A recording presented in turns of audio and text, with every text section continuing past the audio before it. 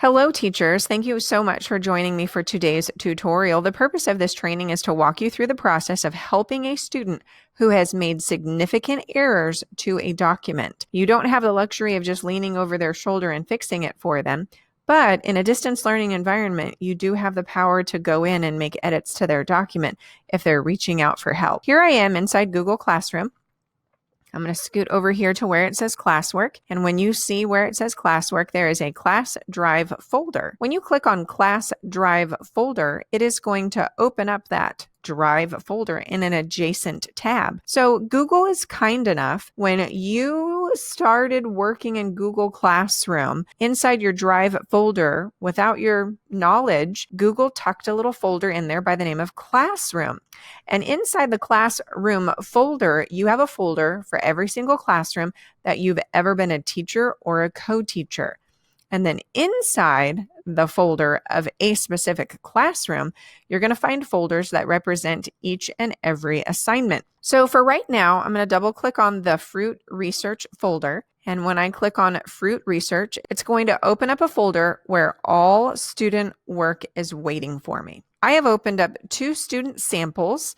These are fictitious students that I tucked into here, so I didn't compromise the safety of any child. And I'm going to pretend that Taylor Jacobson has gone in and removed some slides. And I'm going to pretend that Taylor reached out to me and has said, "Uh-oh, teacher, I deleted some of the slides. And when I refreshed the page, I clicked the undo button over and over again, but uh-oh, teacher, those slides are missing and I can't remember what they are." So the teacher can go into Taylor's assignment, and I have chosen to open an adjacent student's assignment. You can either open the original document that you designed, or for ease, because all these other ones are here, you can open up an adjacent assignment that belongs to someone else. I'm going to click right here on slide number 5 because Taylor is missing slide number 5.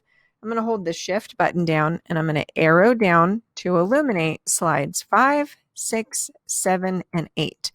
Using my keyboard, I'm going to hold the control button down. I'm going to touch the letter C 1 time. That means that I have copied these slides. I'm going to head over into Taylor's project. I'm going to click underneath slide number 4 so that the orange line appears. You can click anywhere inside the slide presentation so that that orange line appears anywhere.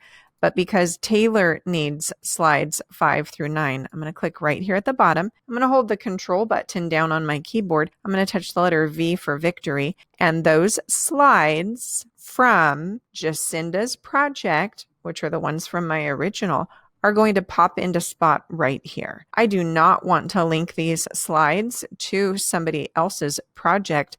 So I'm going to click right here where it says do not link. So Taylor's project has now been fixed.